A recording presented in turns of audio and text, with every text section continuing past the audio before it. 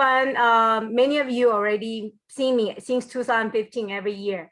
And last year, we already did one virtual. We thought we could meet everyone in person, but unfortunately, pandemic lasts longer than we thought. So this year, we decided to do the virtual celebration.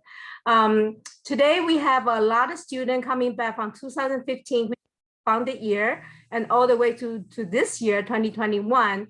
And as Karen has you that we do have our Visionary Leadership Awardee will join us and with our moderator. So that will be in the second half of this program. We have a lot of donors joining us today. Many of them, have been wanting to see how you guys doing. And I wish I can give everybody a microphone so you can talk about what you have been doing during the pandemic. I know last year when we tried, everybody told me that they had tried to grow something in their backyard or try to do some cooking. Even our own board director are trying to do something different during the pandemic. So I am sure that there's a lot you can share with us. So I hope today is not just one time only, and I hope you get to see Tia as a board director. We want to make sure everybody get a chance to see how TS has been going since we founded in 2014. And 2015 was our first time giving out scholarship. Since then, how much we have been working together with all of you. So that's the major first part of the program. Before I start, I would love to do a screenshot with everybody. Karen, how many have signed up so far? Should we do a picture right now? We are at 50 folks. One just joined, so that'll be 51. However, before we take the screenshot, I want to take the opportunity to remind those of the students who just joined us or missed my first message. If you are a student, please make sure you rename yourself to include your year. So please make sure you add what year you were a TASF awardee to the back of your name. As you can see, a lot of the other folks have already done so. And then Chunyan, we do have a few more entering. So if you want to just wait a moment while they go ahead and join in. Okay, that's fine. Perfect. And for our new join in people like Shay, hello, greetings. I hope you are doing well. Can you guys make sure again, if you are a student, rename yourself to put your year in the back so we know which year you are from. Okay. I do want to take this opportunity to welcome all of you, particularly the one that who graduated this year is a 2017 awardee, right? This year, 2021, you graduated from college. Congratulations. And many of you are here today. And we actually have one student, we will play the video to share with you. And we also have the people who found first year, 2015, who are already going to graduate school now. So we're also going to play a video there. Of course, 2021, all the students, your video very soon will be posted on our TSF website. But we're going to pick two to play today because I very enjoy listening to your message. For the rest of the student, I know we have all your email, everything. We will connect with you. Hopefully next year in the 2022, we can meet in person. For everybody to know, in the past, we always do the in-person ceremony. So which means TSF pay for your airfare, hotel. We fly you into LA, stay with us, and have the awardee in person. And you make a friend with your I would say your peer, your group. Then you'll continue interact. But unfortunately, last year we couldn't do it. This year we couldn't do it. So I think next year in 2022, hopefully we can resume to have all of you back in person. So I know this is not the ideal situation, but actually sometimes it worked out perfect because our honoree currently are not in Southern California. And thanks to pandemic, everybody's so used to about Zoom. So we can do this virtually. So I don't want to do this further delay. Can we just take a one screenshot and then we can move forward, Karen? Yes, we are actually going to need to take a few screenshots. So if you guys could just keep staring at that screen and smiling until I've told you I'm done. On the count of 3, everybody please look into that little camera dot. 1, 2, 3. We've got another one coming up. Oops, hold on. We're gonna get rid of that screen first. Then we've got another one. 1, 2, 3. All right. We Yeah, are, everyone? no, it looks like we don't need another one. Okay, good. Actually, you know what? Let's do another one just to be on the safe side. I'm gonna do one more. Everybody look at the dot. 1, 2, 3. Perfect. Okay, so I'm going to start sharing the screen, and our president of the TAS, please prepare. I'm going to share the screen right now. Hopefully everybody can see it. Can everybody see it right now? Yes? Good? Okay. Thank you so much for joining us today. Many of you are donor today, and you are the student awardee and our honoree. Hopefully, this is opportunity for you to get to know TAS better. TAS was founded in 2014. Shang Chu and Shang Yu and me, three of us talk about, I still remember we are in a coffee shop. We say we want to support Taiwanese American student. People say there's no poor student, but three of us knowing that we know outside of Southern California, there's tons of Taiwanese American students we can help. So we started in 2014, and here we are, 2021. Many of you were wondering how many of students applying TASF, and I still remember when I was talking to one of my friends, they said there's no Taiwanese poor student. So I showed them this map. I said, this is the application we received from out of a 50 state, and we have 32 state application. And congratulations to many of you went through a very competitive process to be selected. I work in the Asian Pacific Community Fund as executive director. That's my full-time job. TASF is my volunteer as the board director.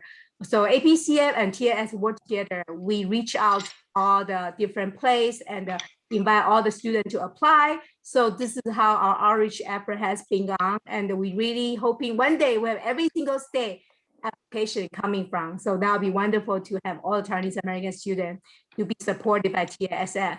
Let me welcome our president, Shang Chao, to say, introduce everybody.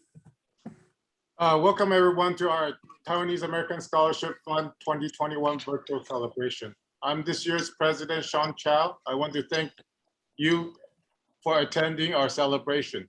We're here, of course, to celebrate our scholarship awardees and our visionary leadership honoree this year. Thank you for joining us by watching this presentation. First of all, let me introduce all our board members. As you can see, there's myself, there's Paul Chen, Pinyan Chen, Sean Yu, Patty Chow, Chris Cheng, Du Mortier, Howard Z, and our John Wang is our co-founder and chair of our advisory board, and Catherine Ken is our co-founder and also our legal advisor. Everyone on our board members volunteers their time to select our scholarship awardees each year and to do outreach to the community in search of more donors. Without our board members, we would not have been able to select awardees for the scholarship. But without our donors, we would not have any scholarship to give. I want to take a moment to thank all the donors listed on this page. Thank you very much. If anyone watching would like to become a donor, please reach out to any board member and we would love to provide any additional information that you may need. Okay, now, without further ado, let's move on to the celebration for our awardees and honorees. I really want to thank that we have an amazing designer this year who is a volunteer from one of our board director's daughter and create a slide for us. So this is the wonderful event flyer you guys got. So let me introduce the 2021 student. I know that during our board meeting, and we actually had 4-hour board meeting just to find who gets to be on the top 10. And we went through a lot of detail. So all 10 of you should be very proud of yourself. And you can see that which college they are attending. I wish I can have each one of you to say everything about yourself, but since we are doing the virtual, so I already looked through all your video, and I particularly would like to pick up 2, and Allison and Brendan. I watched your video and I thought it'd be great to share with each one of us. I'm going to do the stop sharing, and so my staff Karen can play the video. Perfect. And as we are getting that done, I do want to remind you folks that the students don't know who have been chosen. So surprise if it was you. And also if the volume is low, please make sure you adjust accordingly on your laptops. Without further ado, let's welcome Allison. Had to be louder. And my mother was also born in Taiwan, and she's also a Taiwanese citizen. I will be an incoming freshman at Harvey Mudd College in Claremont, California. I intend to major in computer science, and my career goal for the college education I'll be receiving is to utilize my knowledge in both computer science and psychology to further improve mental health within my community. I envision myself contributing to advancements that support efficient and effective delivery of mental health care, for example, by implementing artificial intelligence within the mental health care field. Receiving this scholarship to cover the portion of the tuition that I'm missing will allow me to focus more on my academic goals without having to be anxious about money. I plan on doing a work study during college to cover my living expenses. But by receiving this scholarship, I will be able to allocate most of my time towards my education and schoolwork during my freshman year. Thank you so much to the Taiwanese American Scholarship Fund for your confidence in helping me achieve my goals. This award is a huge honor, and I am beyond grateful for your support. 非常感谢你的帮忙。 Okay, while I am here, I'm going to just make sure some of our newest attendees who have just came in, please make sure if you are one of our past students that you go ahead and make sure you put the year that you were a TASF student behind your name. So if you could do that, our board will make sure they know that. Thank you all so much. Now we're going to play the second video. And I know all the 2021 students, when you submit your video, you didn't know which one I'm going to pick.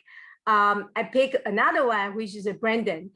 So Kara, you can play Brendan's video.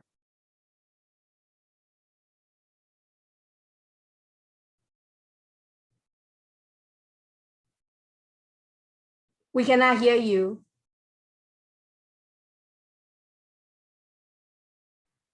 We're going to start this again. Hi, my name is Brendan Lan, and I'm currently living in Ripon, California. I was born in Taiwan, and I lived there for 6 years until moving here. Also, my mother is a Taiwanese citizen. This fall, I will be a freshman at Cornell University in Ithaca, New York. At Cornell, I'll be majoring in entomology to eventually become an entomology professor. I'd love to both conduct my own research in the field and educate others about it.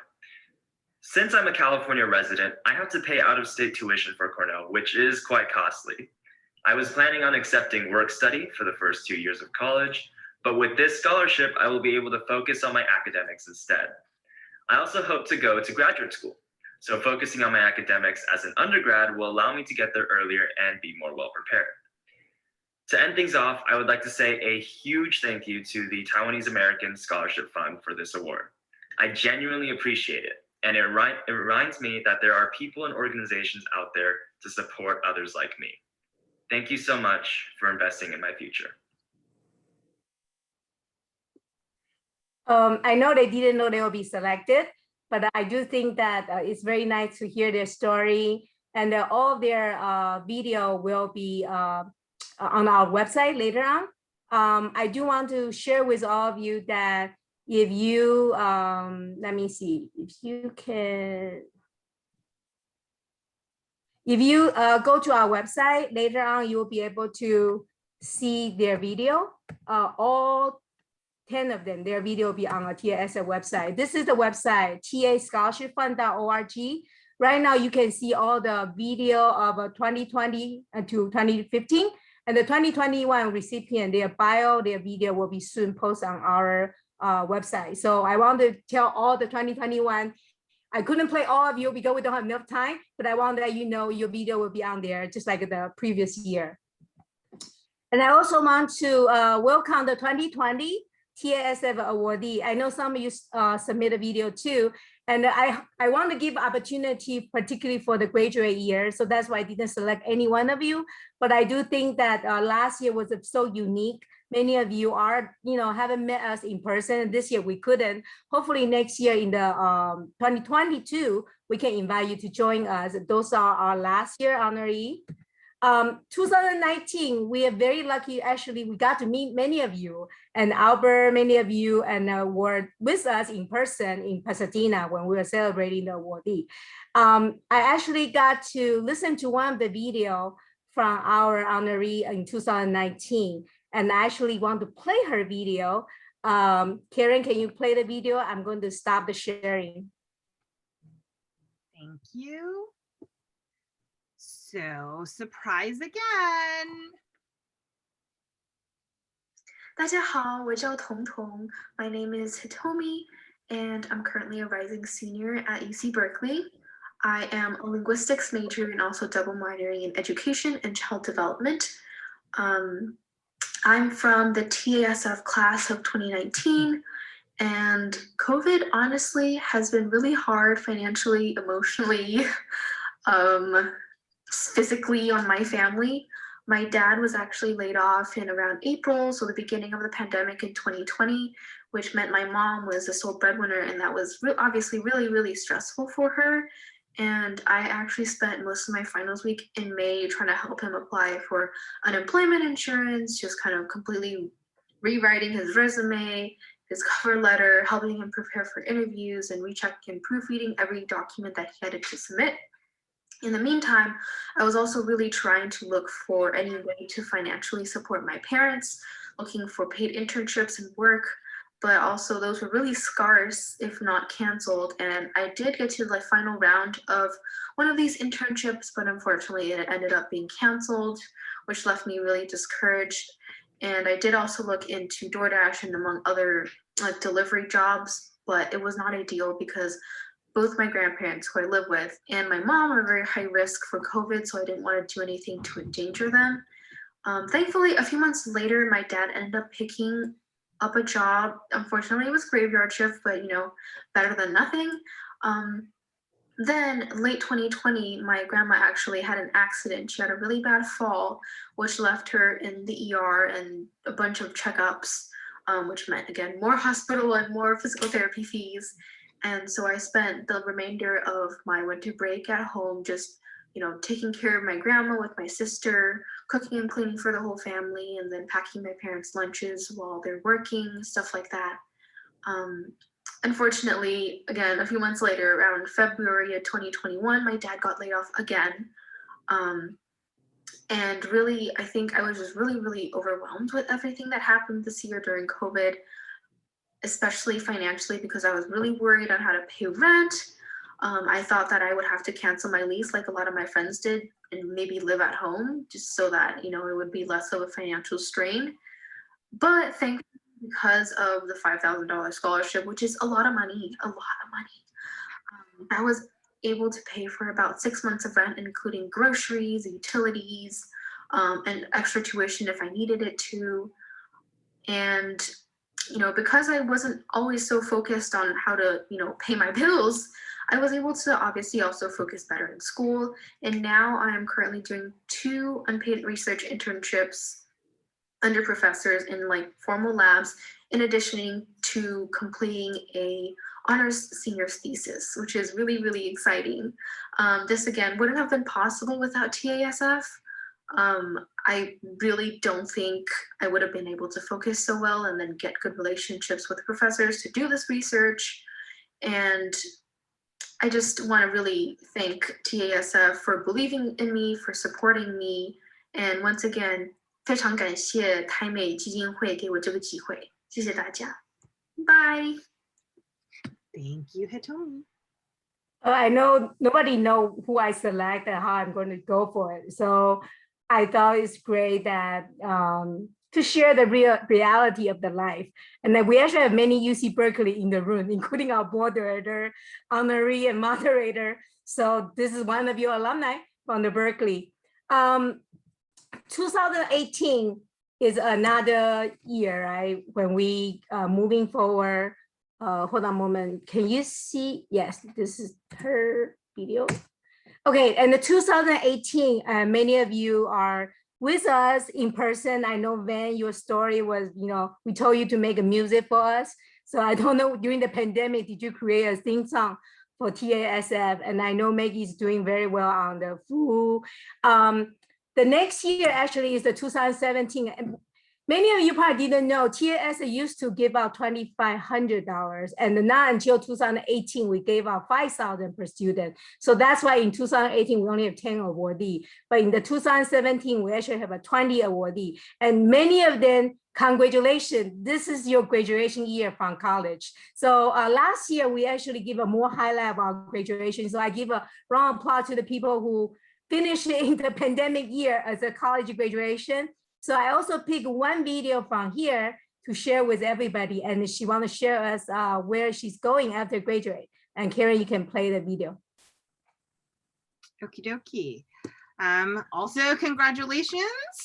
You have been selected, Kelsey. Hi everyone. I hope this video finds you all well. I'm Kelsey Mott and I recently graduated from UCLA this last spring in 2021. First and foremost, I want to say thank you for all your generous support throughout my undergraduate years, and I'm so incredibly honored to have been one of the many recipients of the TASF scholarship. A little update about me. I just graduated with my Bachelor of Art in Music Education and a Bachelor of Music in Piano Performance.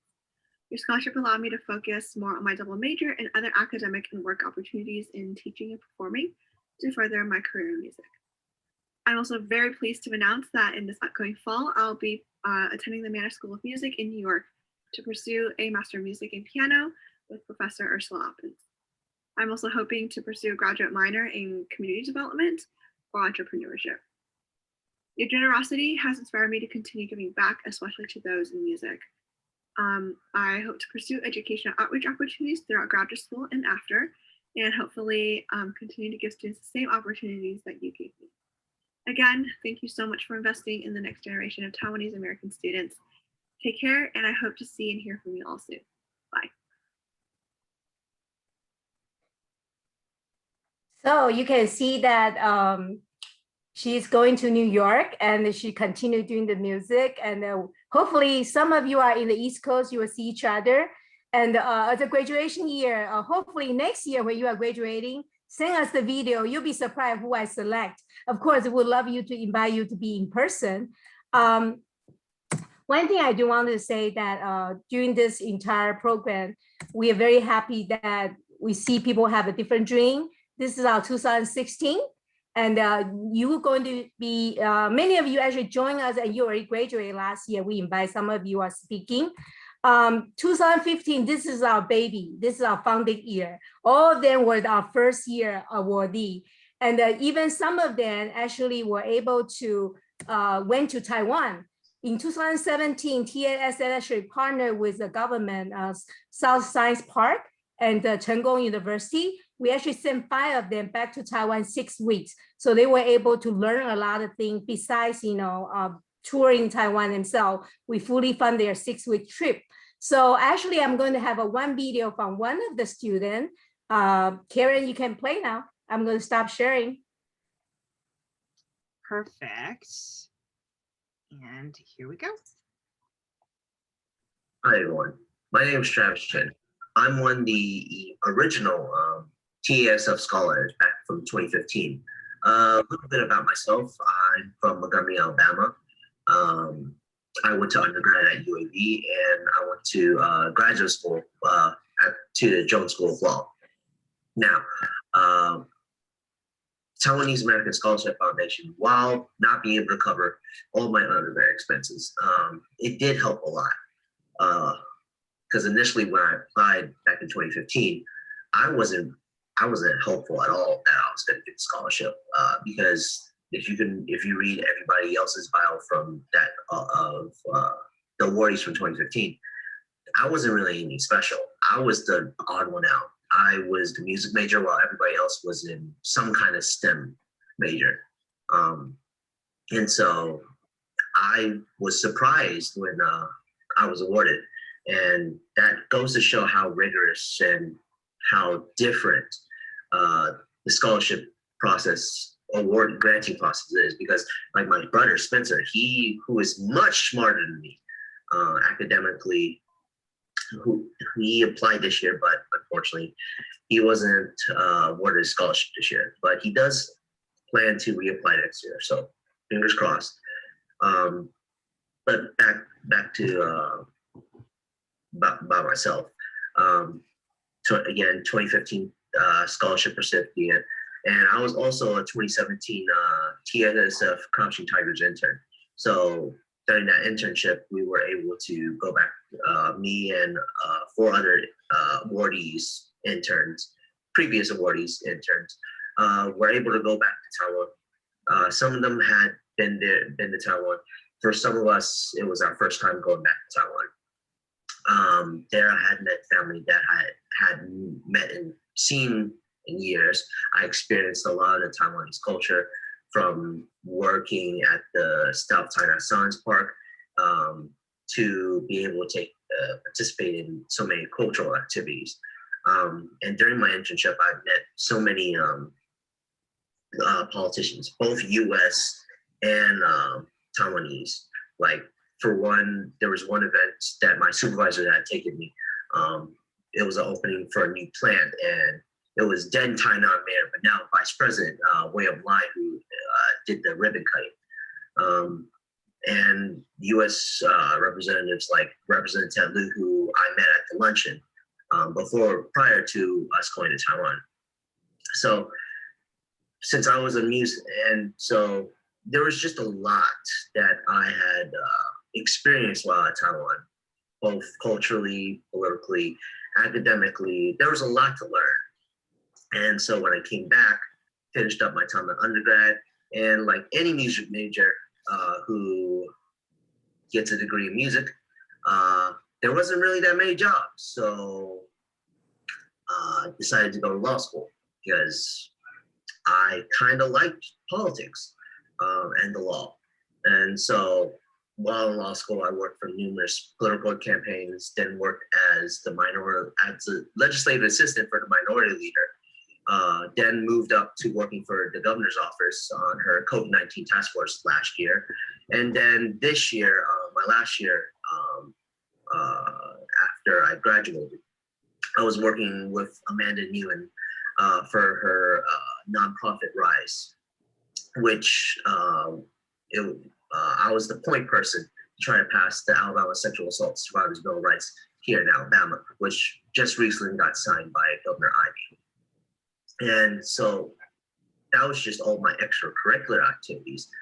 While in law school, I was on the trial team, student government, working 40 hours per week, and all studying at the same time.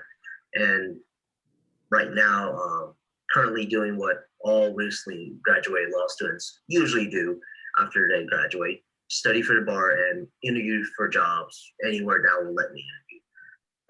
But that's enough about me. Congratulations to the 2021 awardees, and welcome to the TASF family. Congratulations again.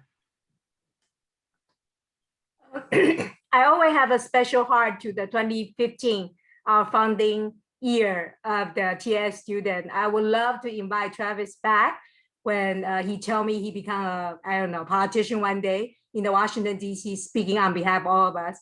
I know we didn't schedule to take a screenshot, but I thought now if more people join us, should we take another screenshot, Karen, or we don't need to? If you would like to, we're going to make this fast. We're going to take 3 of them. Please do not stop looking away until I tell you I am all done. Okay? So everybody, on the count of 3, look at that little dot where your camera is.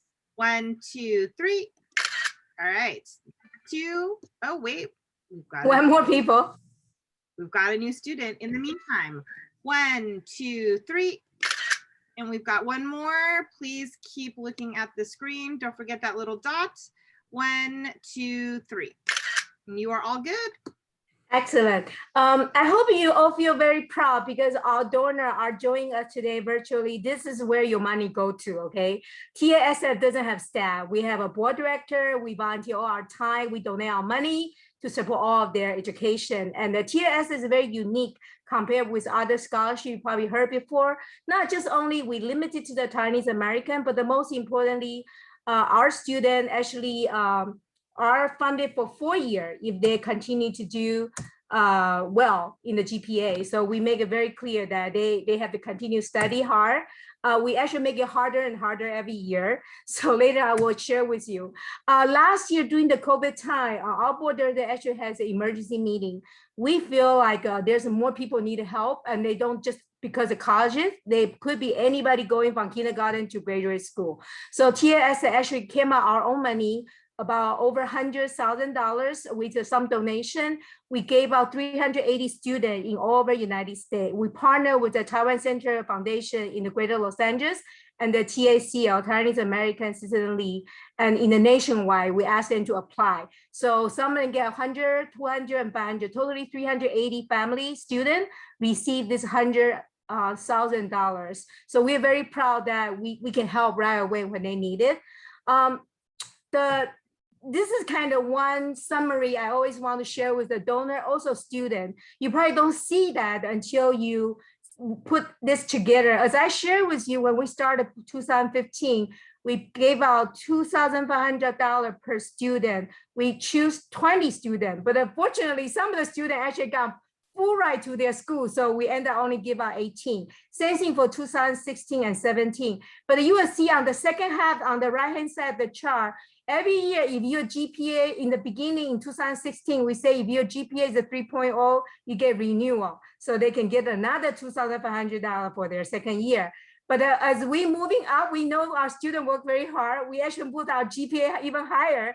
So in the 2017, our renewed GPA was 3.2. And 2018, our renewed GPA was 3.45. And since then, we've been keeping a 3.45.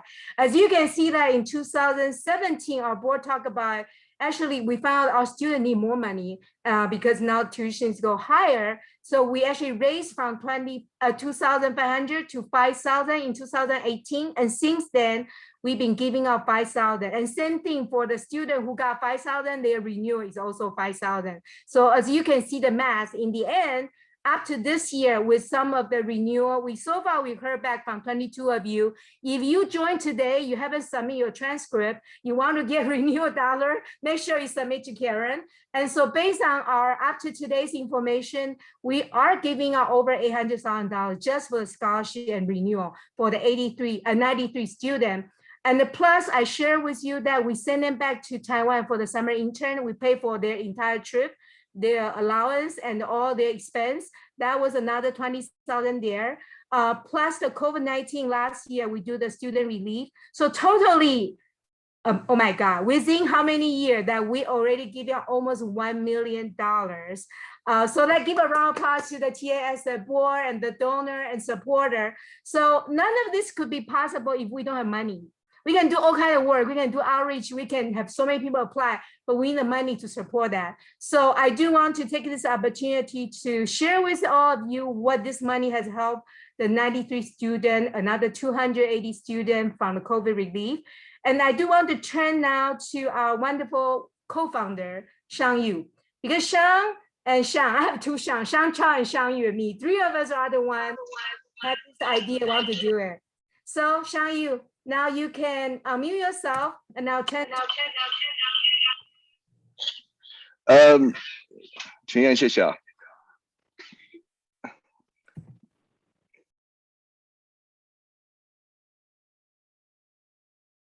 Yeah, can you hear me?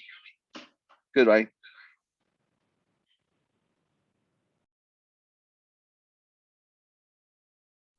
Can you hear me? Hello? Yes. Yes. Okay. I think there's two things I want to talk about. I think the first thing is let's talk about the purpose of TASF. I think what started about 7 years ago. Very luckily with my career. You know, by the way, when I finished my study, you know, when I finished my school, literally I had no money. I had like $100,000 in debt. So I started with my career. Luckily, I worked hard. Initially, I was working 80 to 100 hours a week. So by I think year about 2013, 2014, I started to think about what way can I give it back to my community, give it back to where I came from. So I started to think about my past. And so I started to think about my past is when I was a student, I had no money. Okay, I had no money. But when I look around the scholarship, I think the scholarship, if you do a little bit more research about the Chinese American or Taiwanese American scholarship. I mean, scholarship is nothing new, but one thing I found, and it's that I think it tend to be more merit based. Especially I think 面子这个文化，I'll just say face 这个 face 这个 culture to the Han Taiwanese or Chinese culture is so important. So one thing I found really interesting is it's all the program, all the foundation that give out scholarship, it tend to be almost 100% merit based. It seems like, oh, well, I accept a lot of students who are going to good school. It enhance my face, and so I start to think that it's at the purpose of life. Okay, I think the purpose of life is in order to give back to the community, like what Travis was talking about. He was like, oh, why am I got picked it? It's I think the main goal, number one, is we want to give people scholarship actually to people who actually need it. It's a needed based scholarship. Okay, it's not a merit based scholarship. I'm not trying to say merit nothing. It's not important. It's whoever need it. 有这个需求，有这个需要。Okay, so I think 我们这个灵魂呢 first is start off from this key point, and later, of course, in order to say who can be qualified, we gotta make sure it's because we are American first, and then Taiwanese. So we gotta make sure that people who are citizen and people who have the green card. Very luckily, I think throughout the last 5-7 years, we were able to persuade, based on the network mainly I have, and plus the network the board have, to convince a number of donors who are willing to join us. Okay, of course, one of the things that like what I told Yan earlier, it's inflation is pretty high, especially this year. I mean, $5,000 really means nothing anymore. Okay, but in order to increase the budget, we got to be able to persuade the donor. We got to be able to find new donor. We got to be able to persuade our current donor to increase their commitment. Okay, so the more we can increase, the more people we can help. I think we kind of set the goal that eventually this got to become a $10 million endowment fund, so we can help more students, whoever needs it. Ideally, by the end of my life, I hope to see this to be 100 million. Okay, 100 million, 100 million. So that's my passion. So that's one. 第二个东西呢, the second thing I want to talk about is every year when I give a speech, I always want the student to take 1 or 2 things away. I think last year I mentioned about 乖. Okay, how many of you that your parents say 你很乖, 你好乖? What's 乖? Can someone help me out 乖 in English again? 乖好难哦. 你好听话. Very behave, follow parents' wish. No, it's not behave. It's not behave. Behave is not 乖, okay? 乖 just obey, I guess. obey. So it's so interesting that 我常听到什么叔叔阿姨，哦，这个弟弟很乖。But in reality, it's kind of weird. 很多时候我看到那种18, 17, 哦，这个小孩子很乖。I'm like, really? 有没有被 test 过一下？ Society might think it's weird. So I'm not trying to say 乖听话 is not important. 乖听话 last year when I said it, it's more like 就是爸爸妈妈 define within the box the social behavior. I think one of the takeaway from last year is I want people to be able to behave. Behave is much more greater. You are able to adapt to different type of environment, workplace, different culture, whatever you go. You know that in this environment you should talk less or behave in a certain way.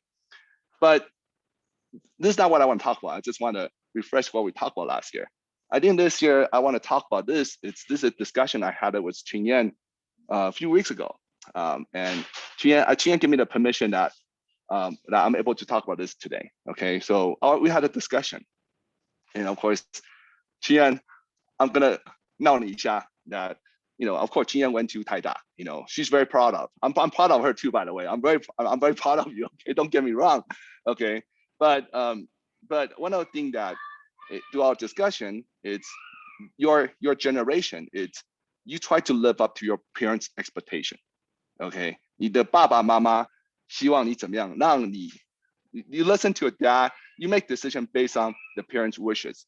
therefore they have face, 他们有面子. So one of the takeaway I do want to tell the student, I'm not trying to say living up to your parents' expectation, it's not important, but it should not be your purpose of life, okay? You should respect your parents' decision, but at the same time, you are who you are, okay? You can define your own meaning in life. You're gonna make your own choices, and you can continue to improve yourself. And eventually one day, you're gonna give it back to your community, okay? All right, thank you so much. I'm done, Qian. Okay, you can mute yourself, Sean. Yeah. I do want to tell all the students that every year when we meet you in person, Sean, you always take every student out for dinner. And we really want you to, have a great time with us. Hopefully next year, we can see you in person. We always invite the people, even you graduated, if you want to continue to engage with us, with our board, we will invite you. So you will see Sean Yu next year in person. He can tell you another thing he thought about. He chat with me. He always like to challenge me. But I think that's the beauty of a TASF. And now this year, we particularly have a 2 honoree. I'm going to turn to our wonderful president, Sean Chow, to make an introduction. Each year we select our visionary leadership honoree to, hopefully have them be our students' role models. This year, our honorees are Patrick Lee and Debbie Su. Please allow me to read their bios because they have very impressive bios. Debbie Su is a CEO of Open Table, bringing expertise in product-first commercialization, strategic partnership, and international growth.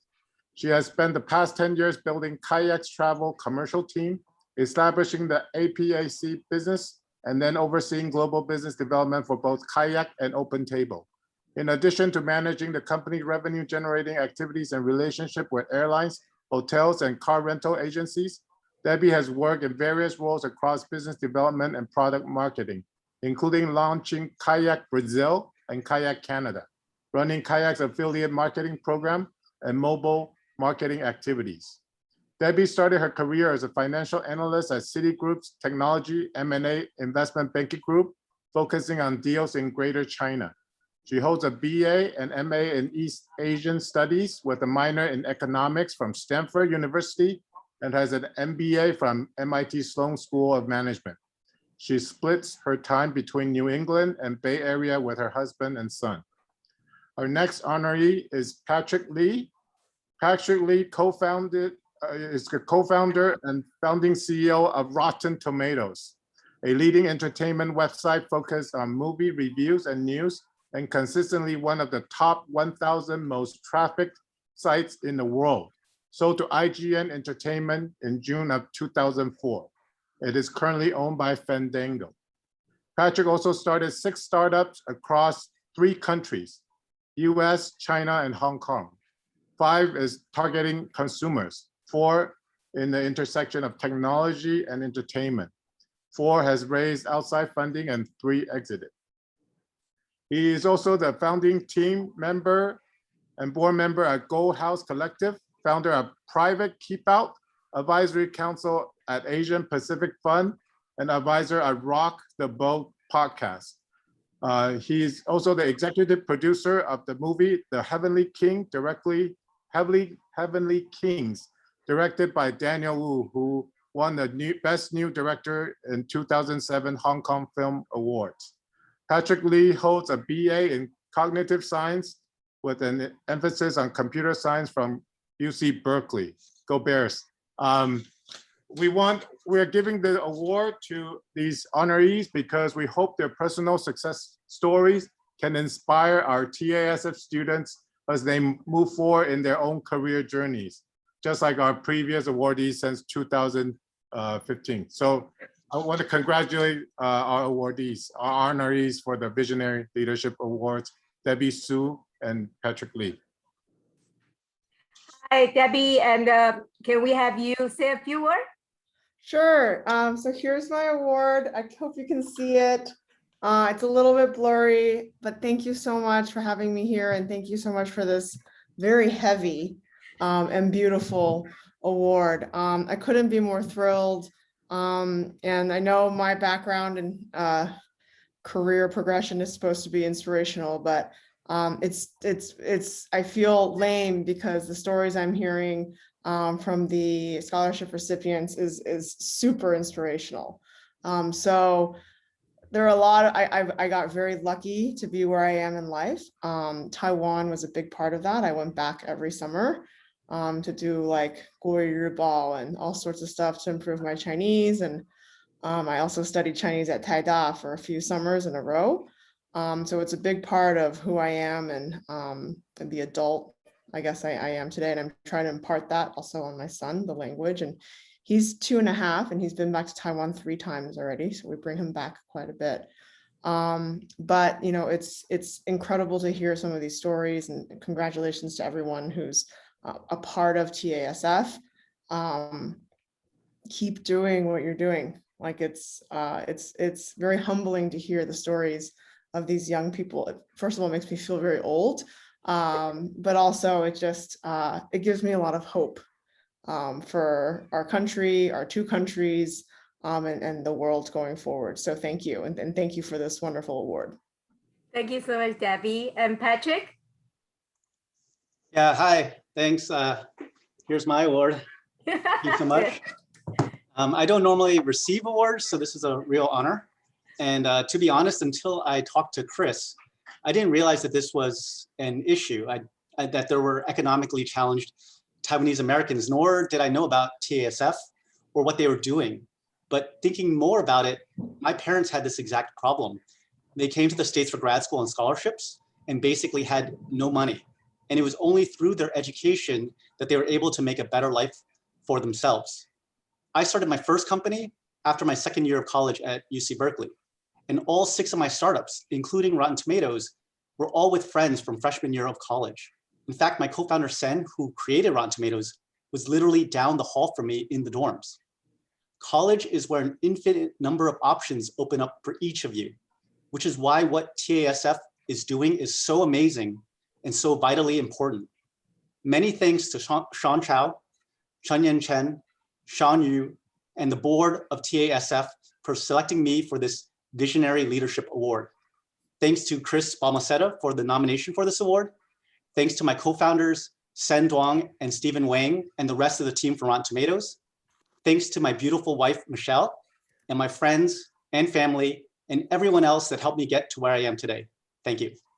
Thank you so much, Patrick. You both are amazing. And I'm just so honored that you accept the award, because I know the time when we tried to reach you and it was pandemic time. And I have to introduce the next person, so important, which is our amazing, wonderful friend, Chris. Chris actually was the one that I have been working closely in local, because he also served on the same board with me at the Taiwan Center Foundation, Greater Los Angeles. And Chris also serving as the president of Chinese American Professional LA chapter. I think I always met Chris in every place that he's the tallest guy. Today you cannot tell. Too bad it's on the virtual. If I stand next to him, I don't think I reach his chest. He's so tall. And Chris has been amazing and devoting so much of his time for the community. So when I mentioned about TAS, I would love to find a visionary leadership awardee who can bring up the great personal career journey to share with our students. Chris right away nominate both Debbie and Patrick. So I do think that Chris today, you found a lot of alumni from UC Berkeley. We're a ton of students from Berkeley. Maybe we should start another Berkeley group, including our Sean Chow is also from Berkeley. No further ado, I don't want to read your bio, but I do think that without Chris, we couldn't have this virtual celebration. So he's going to take over from here to be our moderator, so we can have more of a conversation with Debbie and Patrick. So Chris, you take over. I'm going to stop sharing, so 3 of you will be on the screen. Well, thank you, TASF, for the honor of moderating this panel between Patrick and Debbie. I know flattery is a way that Chunyan gets me to do more events for her, but I'm always happy to help. So, and thank you again to Patrick and Debbie for being a part of this. They're really 2 people that inspired me, and you know, they're the first 2 people I thought of when Chunyan asked me who should we nominate for this award. So I'm really excited to be a part of this. So I'm just going to go through some questions. Feel free, either of you, to jump in. It's very casual, and it's really for the benefit of the high school or college students that are on this Zoom. So Sean Yu was talking about Guai. You know, when you look at Debbie's resume, it is like the prototypical dream daughter. Guai, you're talking about her parents were in the travel industry. She goes to Stanford, goes to MIT, works for Google, then does like a decade in the travel industry at Kayak, and then becomes CEO of a tech company. That is like the definition of Guai. And then you have Patrick. I don't know if why is the right word, but he probably didn't listen to his parents as much. So he went to a great school, UC Berkeley, go Bears. But while he was there, he kind of dabbled in making hardware computers, doing web design companies, you know, starting Rotten Tomatoes, just doing everything except probably focusing on his studies. But they're both vastly successful and both inspirational. So I want to ask them. Oh, and also Patrick was at Berkeley before me and graduated after me. So he was there quite a long time. But I wanted to ask them, your vastly different trajectories in both your academic and professional careers. What advice would you give to all the students listening about how to set their goals and how to achieve them? And are there any things that you would change if you could go back? I can kick off, Patrick. You cool with that? Sounds good. Cool. Yes, I'm very Guai. I'm the only child of 2 immigrant parents who aren't particularly pedigreed. They didn't come to the States with master's degrees. My mom was like 辅仁大学, and my dad didn't go to college. So for me, it was just like, it was up to me to prove the Sioux family name. So that was a lot of pressure. And so I very much internalized their dreams for me, for my own, which I wouldn't necessarily say that's the way to go for the young people, but it happened to work for me. I was Guai in all the things that mattered in terms of my pedigree, I guess, and my career. But there are other things that I wasn't super Guai about, like, you know, my husband's white. Am I allowed to say that? I mean, that's not super Guai for first generation Taiwanese American. I have a bad temper. You know, there's a lot of things about me, but on paper, I know I look very obedient. Advice for you all listening. I think at an early age, I remember when I was in college, I knew I wanted to be in business. I didn't really know what that meant. I wasn't smart enough to be an engineer. I had no interest in the law nor medicine. So business was kind of what you had left. And I just remember I was like having dinner with my boyfriend at the time, his parents. And his parents were like, oh yeah, like Debbie, what are you thinking of? Like, what do you want to do when you graduate? And I remember saying, I want to be the CEO of a company, of a publicly listed company, like Gap. I was thinking retail. I just remember like his parents looking at me very strangely, like that's a very bold thing for, you know, a 19, 20-year-old to say so confidently. And for sure there was bravado. I never thought I'd actually get there. But I knew early on that I wanted to be in a leadership position. I wanted to be successful so I could check that box for my parents. And I also wanted to be powerful. Like that was important to me. I felt like growing up, you know, as an only child, I didn't feel powerful at all. Like I just, you know, I went through, I had to do a lot of things. I never was the smartest person in the room. So I knew for me in my career, power was important. Like I wanted to be the person who would call the shots. Or who could one day call the shots. And like you think I do, but then I have to answer to a board now, and I still don't feel like I really call the shots. But I think a lot of people at the company probably think that I do. So I think that clarity of like, that's where I want to go, and that's what's important to me. And for me, my parents' approval was very, very important. That's life defining for me, and for better or for worse, like that is what it is. But like that North Star has always been, and I'm okay with that. And the other piece of advice I have, so like be okay with wherever your North Star is. And the other piece of advice I would say is don't sweat the small stuff.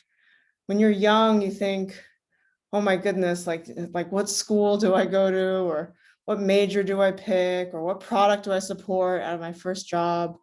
I think early on in your career, everything is additive, everything is a learning experience, and treat it as such. I really don't believe in wrong turns. especially early on. So treat everything, the good and the bad, as learning opportunities. And if you have that mindset, I think it'll take you pretty far. Yeah, for me, like Chris said, it took me a long time to graduate. I actually left school after I did 2 years at Berkeley, and then I left and I convinced 3 friends from Berkeley to leave with me.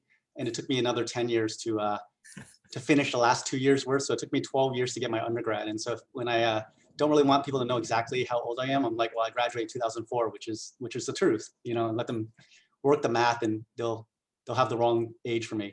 I think the thing with my parents, they actually, I would say, were much better with school. They both went to like Taida and they came to the US for grad school, but they worked hard to give me choices, to give me the freedom to be able to choose my own path.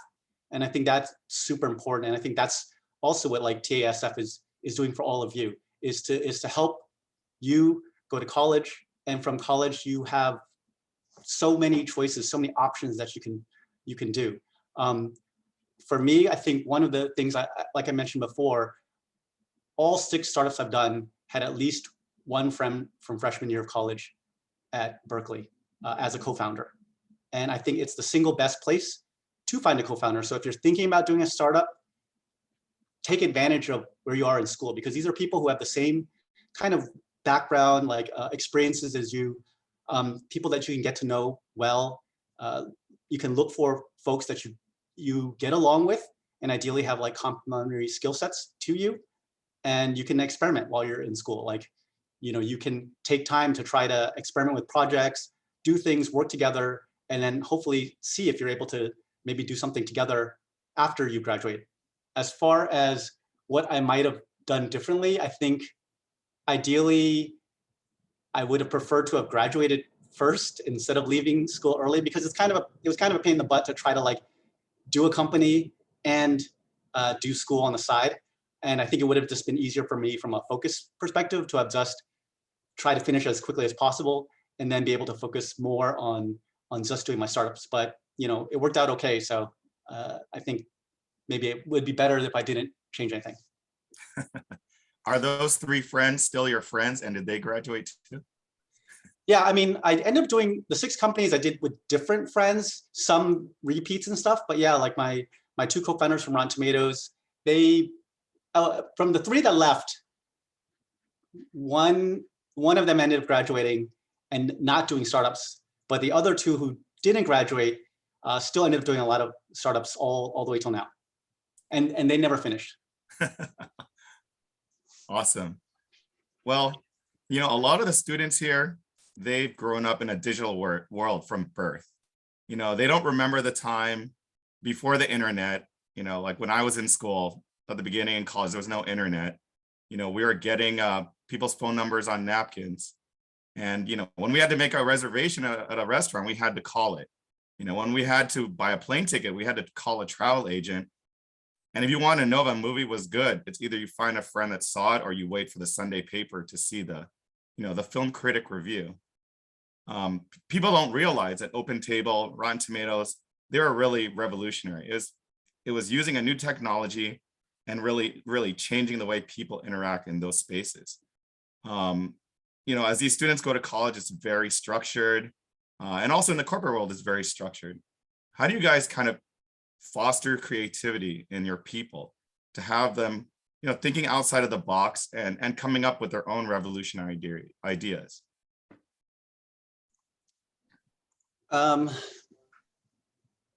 What I would say is, at least in my case, pretty much with almost all my companies, they were kind of friends or friends of friends and people who wanted to work at a startup. And I think a lot of times, because I was working with friends who in many cases were almost like straight out of school, they were able to think outside the box because they were never in a box. Like, you know, when we did Rotten Tomatoes, none of us had any kind of movie background. So it's hard to be in a box when you've never actually worked in the industry before. And I think that's true with a lot of industries. I don't think the Uber people were like taxi people. I don't think the Airbnb people were hotel people. And it's a lot easier to innovate when you don't have any like preconceived notions. I would say on the flip side though, you know, in some cases, it is good to have some expertise in an area for certain industries and for certain things that you're doing. But in our case, I think that was really the big advantage is we were basically a clean slate working on these things. And also we allowed people to experiment and do what they wanted to do and try out the things they wanted to do. So when I was doing a web design firm, we were doing a lot of work for the entertainment industry. And during that time, Sen was our creative director. So he was the one doing a lot of the art for these projects. And he came up with Rotten Tomatoes on the side because he was like a huge movie buff. And he wanted to know what all the critics were saying about the movie. And we were fine with that. We actually hosted the website for him. And so we were able, to see how it was going. And he was just doing this as a side project. So I think in our case, we were really open to letting people try things out. And especially again, because we were hiring people like basically straight out of school, we were figuring everything out on the fly, like web design. And when we hired people initially as interns, we would literally be like, here's some books, here's some online tutorials for, Photoshop, for Flash, for HTML, figure it out. And then we would start them on like small little projects and then gradually bigger projects to the point where they were like helping to produce games and websites for like Disney Channel, things like that. So everyone kind of grew up together. So those are things that kind of work for us. Yeah, I mean, a very different response than Patrick. I think I don't pride myself in being a particularly creative person. But like obviously innovation and creativity are the calls of the day, I think, especially in today's world. For me, to foster a culture where people feel that they can take risks is first of all, like this culture of humility. I always say, like, I never want to be the smartest person in the room. Like if that's happening, like I have failed as the leader of this company. And then also to create a really psychologically safe environment and culture for people to work in. So not shooting down ideas, building a lot of trust amongst the teams. I think that's how you really get people to truly flourish and open up. Unfortunately, in a corporate setting, we're not able to just, just say, yeah, go explore, go spend as much time as you want to do this thing. We are run by revenue and EBITDA and all those boring things, but we do try to give people the opportunity to further the business that's outside thinking, as long as they can make a case for it. But no, when Patrick talks about that sounds really exciting, and I'm jealous. So both of you, I actually met in Taiwan. And so we all had the great experience of trying to live there. And Patrick has lived in China and started companies there. Debbie, you've been all over the world launching, I guess, subsidiaries of your company. How has the overseas experience been for you? How has it influenced your life, your professional life, your personal life? And you recommend, the students here to kind of try that out? Yeah, I can take that one. I always think of Taiwan. It's it should be my secondary home, right? Because I was born in the U.S., but oftentimes it feels like my primary. When I get off the plane in Taiwan, I always like take a really deep breath because the air smells different there. And like just hearing the language and the various they're not Taiwanese and Mandarin. So it's just, there's something just very, very comforting about it. I think this last trip during COVID, when I brought my husband and my son to go visit my parents, because we hadn't seen my parents for a year because of COVID, it was a true reprieve. And then also meeting people like Chris and Patrick, it just felt like, even though I'd never met these guys, it felt just so comfortable. Like we had this shared background experience where like nothing needs to be explained. We just kind of know, there's this familiarity. And that's rare for me. I work in a very corporate setting. And when I get on a Zoom with like other brands within my holding group, I'm the only person of color and I'm the only woman. So being like in Taiwan and like seeing, I was also, there weren't that many women, let's just be real, Chris and Patrick, right? But it was cool to have a similar background and traveled. I mean, Taiwan is a very special place for me, but then traveled to other places too. I think broadens horizons. It changes you, which I think is why like for me, like that the travel industry and food and hospitality is it's an inspiring and fun industry to work in because I do think it changes people's mindsets for the better. But yeah, like if you can, especially when you're young and not tied down, if you can just swing it, like try to go live somewhere else because it really will change who you are and what you think and push you in ways that you might not necessarily get pushed if you stay home. Yeah, for me, after we sold Rotten Tomatoes, I went to China for 3 years. Tried doing a startup there. I went to Hong Kong for 6 years, trying to do a startup there. Recently was just in Taiwan for half a year. And I would say I was an AB, like American-born Chinese. I was born in Los Angeles. My parents, grew up in Taiwan, came to US for grad school. And for me, being a minority here, I think one thing was I was always trying to find myself. Like I felt invisible a lot when I was growing up. And a big part of me going to UC Berkeley was because it's actually, very well known for having a very large Asian American population. I think it's like 40% or something. And so that's why I went there. But after we sold Rotten Tomatoes, that's why I tried China and Hong Kong and other places to try to find more people like me. And one thing that I realized pretty early on, especially in China, was, I don't even have to open my mouth when people are like, where are you from? Like they just look at you, the way you dress, the way you carry yourself, your facial expression, and they can tell you're not from there. And that's when I realized that like, I'm a minority everywhere. If I'm over in Asia, I'm a minority, even, Taiwan, Hong Kong, but also when I'm here, I'm a minority. And in a way, it was a good thing because it's helped me be more at peace with myself and to kind of stop trying and looking so hard and just being more, just accepting what I am. I think another thing is, one thing I realized as I traveled the world, living in other places, speaking in a lot of places, is that outside of Silicon Valley or the States, most other places are much more risk averse. They're just not as willing to take the risks, doing startups, how they invest, all those kinds of things. But at the same time, it's great to see other parts of the world. I recommend, when you're in another country, especially if you're living there, you can see how other people think of us in the United States, from an outside perspective. And I remember, I think when Obama was running against McCain, for example, I was living outside of the US. Very recently, the whole like Trump-Biden stuff, I was in Taiwan for a good part of that. And both times it was super interesting to kind of not to see what we see in the US and US news, but also to see how other people think of things.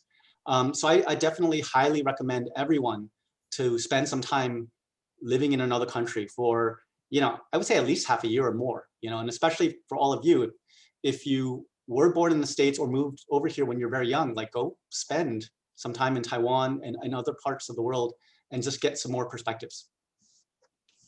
Well, hopefully TASF can send all of you to Taiwan to have internships, and Patrick and Debbie can help get you positions there.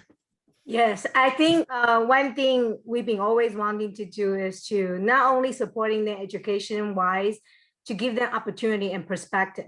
I think Debbie and Patrick, you were sharing that individual perspective, just like Sean, you always try to challenge me because I follow my parents' wish. I went to Taida, so I'm very quiet, but in a way that I still find what I want to do in the nonprofit field as a CEO in the community fund. My parents still wanted to get a pay.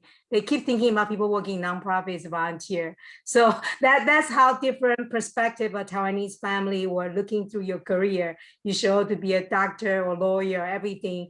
And I do know that today we want to be opportunity to for our students to join us if anyone want to have a question. But I do want to take one more picture because I know we have some students just join us during the virtual. So if everybody give me one more chance, please turn on your camera and look at the dot. I'm gonna ask my staff, Karen, to take one more picture of you. And I do think that, you know, who knows, one day you may end up working for Patrick or working for Debbie. You're going to show the picture that, oh my God, I'm in the same room with you. This is your opportunity. They may hire you. I don't know, Debbie, you may, I don't know, you will not. But I want everybody to take this as opportunity. You don't get to see Patrick and Debbie in the same screen with you. And we have so many of outstanding, I think one of our students are from Stanford too. So anyway, then let's take a picture. Karen, can you take a picture for us? Yes, so as a reminder to everybody, I'm going to take 3 photos. I'm going to have you all look at that little dot when I count to 3. Do not stop looking until I tell you I'm done. And then afterwards, we are going to do a question and answer. So I am going to give you folks some instructions on that before we start. Okay, if you guys are ready, everybody good. And 1, 2, 3. Next one, everybody keep looking at that little dot. 1, 2, 3. All right, we have one more to go. Everybody keep on looking at the little dot. And here we go. Oh, wait, what is that? Sorry. Okay, 1, 2, 3. Perfect. All right, just a quick announcement. We are going to open this up for a Q&A section very quickly. If you have a question, please go ahead and use the raise your hand function. It's under the reactions. If you raise your hand, we will know that you would like to ask a question. And then when Chunyan or I call on you, please go ahead and unmute yourself. So those are your instructions. I am going to call on the first person because I know exactly who has a question. So Dexter, we're going to bring it over to you first. Go ahead, unmute yourself, please. Yeah, happy to kick it off. Hey, everyone. My name's Dexter. I'm a 2016 scholar, currently working in consulting in New York. Debbie and Patrick, it's awesome to have you on this call. Debbie, noticed your ring light in the background. I have mine on right now, super useful for meetings. But Debbie, you touched on something that I think I've been thinking about for a really long time, is that in terms of diversity and inclusion, at the junior level, there's a lot of representation from the Asian American community, right? But when you hit that fulcrum point in your career where all of a sudden you're being put up for promotion, there may be concerns of executive leadership skills, right? And so I think my question is, how have you navigated and traversed that experience, rising to the level of seniority that you're at now? Yeah, that's a great question, and really nice to meet you, Dexter. And yes, I definitely have the ring going. There's no makeup going, right? Like we needed something. We needed some help this afternoon. I think it's a couple things. First, I think you have to be or fake being comfortable in your skin. So, and I found in kayak, I was at kayak for like 10 years. I found a place where I was very comfortable being who I was. Like it happened to be a company whose cultural values lined up with how I am as a person. So I was just very comfortable at work. And so there weren't very many Asian Americans or people of color, I would say, actually at kayak. But because I was very comfortable in my own skin, I did obnoxious stuff like, I don't know, like eat yogurt with chopsticks and like called out the fact that I was Asian or Taiwanese, or like when my mom called, I'd make a production like speaking Mandarin in the office. And it was like back in the day, startup days, a small office. And so I was comfortable doing that. And like, and I think that helped, like that was genuine for me. And the other thing is I know how to navigate very well with, I'm just going to call it out, white corporate men. I went to Stanford for undergrad. I did investment banking. Like those are all environments in which, like, at least when I was there 20 years ago, I mean, there were Asians for sure. But the people in power, the managing directors, the partners were all white guys from Princeton and Yale and Harvard, Wharton. And I learned how to talk and speak their language, and how to conduct myself in a way that they felt comfortable, right? They, would invite me to the poker nights and to the, whatever it was at whatever company I happened to be. And I think that was actually really important as an Asian American and as a woman, because there's so many things that don't happen in the office. There's so many conversations, there's so many judgments being made on your capability. And I think that's part of like why I've been, I guess successful, because if you had to pick a power of mine, it's definitely not like my math skills or anything. It's like I can read a room quickly, and I'm like a chameleon. I can figure out how to adapt and conduct myself to make people feel comfortable. So that's kind of like, I don't know how inspiring that is, but that is realistically like, I think how I got here. Cool, thanks, appreciate it. Debbie, I love you. You make us women proud. And I know that I know Debbie, you have to get out 7:30. So I want to invite all students, please connect with TASF board, because I know today is just the beginning, and you probably have something you can connect with us through email and the messenger. We have a Facebook group for only our students to join.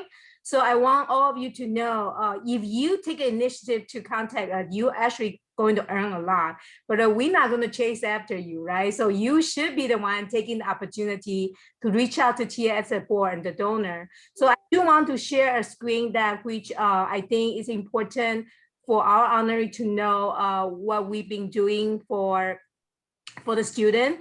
And once again, congratulations, Debbie and Patrick, and thank you so much for sharing your personal journey with us. And I give a round of applause to all of them, and thank you so much. And I do want to share with everybody that this past year, just like Debbie and Patrick say, as a minority, Taiwanese American, Asian American, this is what we've been going through in the United States. So TASF board actually particularly call action to invite all the Taiwanese American Student Association in the United States to apply $1,000 from TASF. And you can do whatever you want to do to relate it to this topic. And we know during the COVID-19 time, you are not at a school. So today, all of you, when you go back to school in August or September, join your Taiwanese American student group, or start one in your own college if they don't have one, and then apply this $1,000 from TASF. We want to support you to do something meaningful in your campus, in your community, and collaborate with somebody in the school. Now, whether it's your colleague, your classmate, your dorm, we don't care what kind of thing you're going to do. We're not going to ask you a lot, but we want to give you money. We want you to learn to work with them. We want you, I joke that you can even just take $1,000, just do different kind of gathering, because you need to step out your comfort zone. I think one thing Debbie mentioned about, you have to be very comfortable where you are. If you don't reach out to people, you don't make friends. So TASF had this grant for all the Chinese American student group. You had to be a group, cannot be one person, at least somebody together to apply this money. So far, we only get it from UCLA, UC Berkeley, Boston College. We have tons of other colleges. Please apply. Okay, this is on our website. Just go to tscholarshipfund.org on our homepage. Then once again, thank you so much for all the donors joining today. I know many of you are here. I saw Michael, the Wang family is the $1 million pledge ever since 2014. And I also see Dr. Xu, many of you and all the donors in our board here. Of course, just like Sean, you mentioned about it, we cannot continue if we don't have enough funding.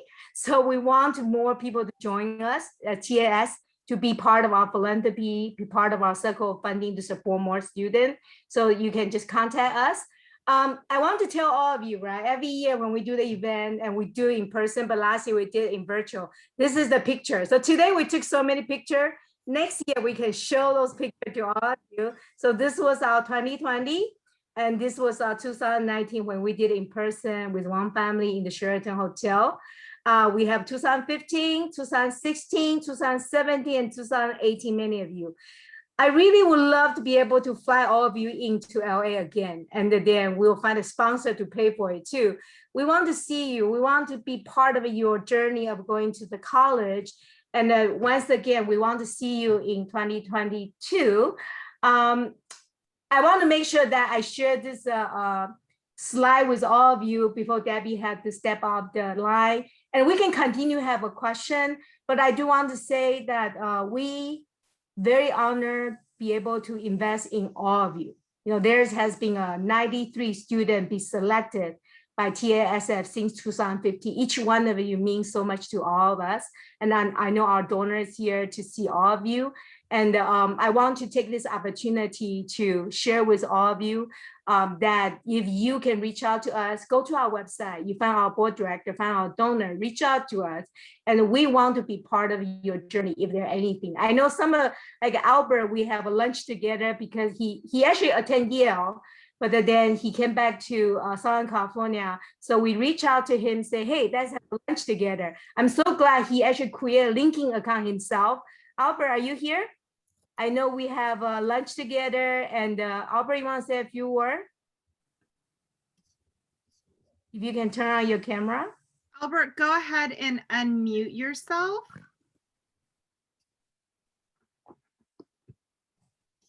Hey, Albert. It looks like Albert actually dropped off. Okay, so I want to share that because Albert attended Yale College, Yale University, and then he came back. He let me know he actually came back because pandemic. And then we say, okay, since you're back in town, let's get together. So we actually learned more about him. And he was asking about his career choice. We actually, you know, one of our board directors actually took him on, take him to talk about his career choice. So this is one of the examples that if you keep in touch with us, if there's any opportunity, we can help you. And we have one of the students who are interested in the hotel management. We do have our donor from hotel management. Michael's family is here. They own a La Hotel in Southern California, or, you know, the Hotel Association president. So there's a many of the opportunity we can help you. And we want you to take this on, and hopefully you can reach out to us. And I want to say one more time, Debbie and Patrick, any like a final sharing you want to say to the student? I know Debbie, you have to go, so lady first. Oh, sure. Just that you guys are, this is a very inspiring group, and keep doing what you're doing and follow, you know, follow that passion and follow that dream. It sounds trite, but I really do mean that. Like, it's so cool to hear your stories and learn about your journeys. And I for sure am walking away feeling super inspired and like, man, I was not that eloquent when I was 18 or 19. So it's wonderful to meet all of you, and congratulations. Yeah, I wanted to actually address Dexter a little bit. I think one thing to remember is right now, when you're right out of school or soon to be out of school, this is the single best time to do a startup. You can take the most risk on. You have the least amount of, you know, opportunity cost or whatever, and you can, instead of worrying about how to navigate the corporate world, you can just set your own rules. You can be the boss.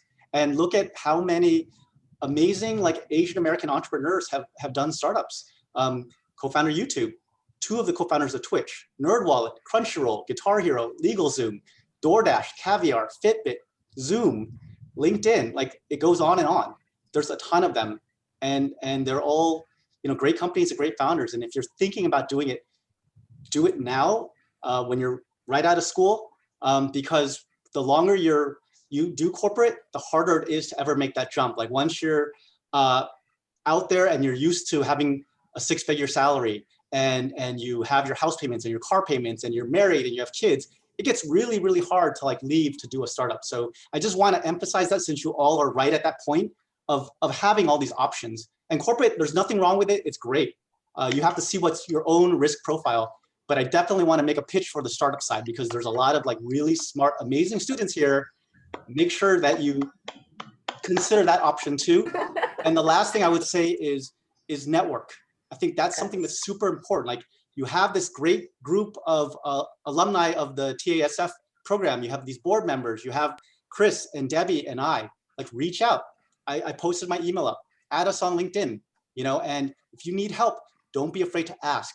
Build your network, especially when you're in school. Like, really, like, it's not just the best place to find a co-founder.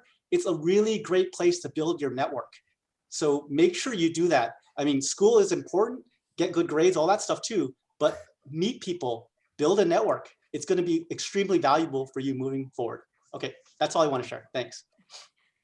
Patrick is so nice. I think that the UC Berkeley people are particularly happy now because we have so many people in the room, and that this is the opportunity. And I do want to share with you that we also have a California former state treasurer, John Zhang, in the room. He actually is one of our keynote speaker when the TASF started. And I don't know whether, I know John is in New York. John, you want to say anything? If you can turn on, you don't have to camera. I know I call on you totally unexpected. Everybody who live in California knowing that John Zhang is the highest ranking Chinese American elected official, California state controller and treasurer. And we're just so honored he's one of our friends and he joined us. And I actually just invited him this morning. so totally unexpected. John, want to say anything? Oh, I just want to congratulate the honorees. You're listening to two incredible, the honorees being the students and the honorees being Patrick and Debbie, who gave such eloquent remarks. The stories that we all share, it's the same. My parents came to this country. My dad, 3 shirts, 2 pairs of pants, learning his 5th language to get his PhD, and the financial struggles. So Chunyan, Sean, both Seans, thank you for your extraordinary generosity. We're going to accomplish great things when we come together. So congratulations again. And I think John also has a relative go to Taida. So I have to say one more time, nothing wrong about National Taiwan University. But I'm happy to know, Patrick, your parent also is my alumni. I do want to say that it's always fun, right? Education is a huge piece of Taiwanese American community. It's not for our parents, for ourselves. And we do understand that as a minority, right? Education is one of the ticket for you to move forward if you wanted to, opportunity. Patrick finally decided to come back to get a degree. If you don't want to get a degree, you want to move on, it's fine too. But because we are Scholarship Foundation, so that's why we're able to find you because you go to college. And I hope that today is the opportunity for all of our alumni to get to know each other. And maybe you want to start reaching out to each other by looking through our TASF website. You will see that each student, which college they go, and you can connect with each other with their bio, what they do. And truly, Patrick mentioned about the network. You really want to, to be part of TASF network. We only have 93 of you. This is very elite group. That's how we call it. It's not about merit base, it's on need base. But we want to support you, and we want our donor to be here to support you. I know Dr. Xu is here. I know, Michael, you're here. Any donor want to say anything? Michael, you want to say a few things? I know your family really support Taiwanese American Scholarship Fund ever since the beginning. Michael, you want to say anything? I know your kids. You had to unmute yourself. Mike, we cannot hear you. First of all, I'm also from Berkeley. Many of us here. And my son just finished Berkeley also this fall. So, but you know what? We all have one common interest. We are Taiwanese American. So I'm so proud to be here with all of you guys, 93, scholars, Debbie and Patrick. What I want to say is that, it's great to follow your passion, dreams, take risk. But at some point in our career, right, we always hit, obstacles, challenges. So what do you do when you hit obstacles, challenges, right? Do you stress out, get depressed? Like COVID induces a lot of depression, right, among, professionals or students. So I think for me, what's important to me is to have faith in the Lord. That's my 2 cents, right? I believe that, we each have our creator, our faith. Because in my profession, we are in the hotel business. So 9/11, when Twin Towers, came down, the 2008 recession, pandemic, right? It hit the hotel industry very hard. And each time, we lose money, there's a freezing travel industry. But for me, I tap into my creator, higher power, my spirit, my spirituality.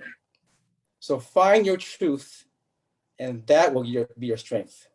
That's what I want to say. Thank you. Thank you so much, Michael. And I really appreciate, I know one time we host our TASF annual event at their hotel in Irvine.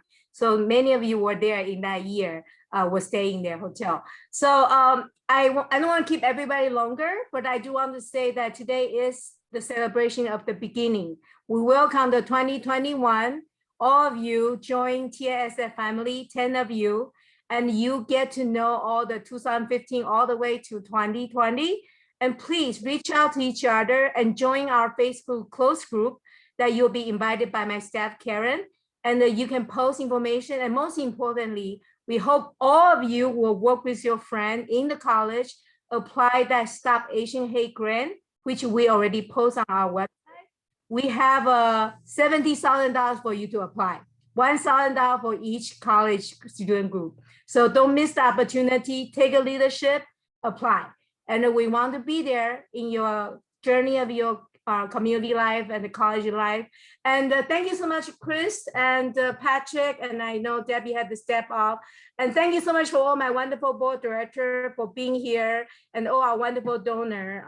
And we need more to join us.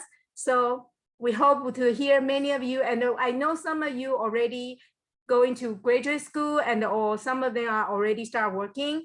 And even one of the students have reached out to me that once they are able, they want to become donor. So that's a very rewarding thing when I hear that, that you want to help more and you're being helped by us and you want to continue joining us. So whenever you are ready, when you are able, we hope you will join us. And we're always looking for more to join our donor circle to be part of this journey. And just like Sean, you always give me a huge challenge. He wants to be 100 million endowment for TSSF, and that's a huge accomplishment we have to reach. But anything else, Shancha, you want to say, our president, of the last remark before we close tonight? No, I just want to thank everybody. Thank you, Patrick. Thank you, Debbie. Thank you, Chris. Thank you, all the board directors. Thank you, all the students. Be safe. Thank you, John. Thank you, everybody. Thank you. Stay safe. And you can mail the check to TSF. We welcome all the donations. Thank you so much. Your way next. Thanks. Thank Bye. you. Thank you for the love, John. Thank you. Thank you. Thank you. Thank you. Thank you.